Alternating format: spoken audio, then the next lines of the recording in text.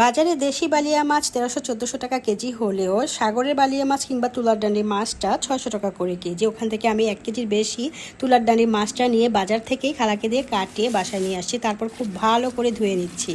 প্রথমে তারের মাজনি দিয়ে ঘষে ঘষে ধুয়েছি, তারপর লবণ দিয়ে ঘষে ঘষে ধুয়েছি, তারপর মাছ কাটার পর আবারও গরম পানি দিয়ে ধুয়ে নিয়েছি। এই মাছটা রান্নার ক্ষেত্রে আমি আলু কুচি ব্যবহার করব, আর মাছটা আমি আমার পছন্দ মতো কেটে নিচ্ছি।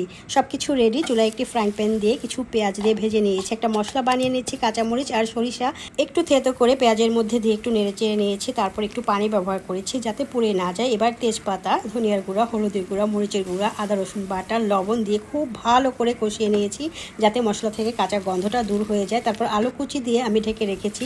যখন হাফ সিদ্ধ হয়ে গিয়েছে তখন এক এক করে মাছের পিসগুলো উপরে বিছিয়ে দিয়ে দিচ্ছি। খুব সুন্দর একটা টেস্ট আসার জন্য আমি একটু লেবুর রস দিয়েছি এবং আলতো করে উল্টিয়ে দিচ্ছি। তারপর এক পর্যায়ে গরম পানির ঝোল অ্যাড করে দিয়েছি, কিছুক্ষণ ঢেকে রেখেছি।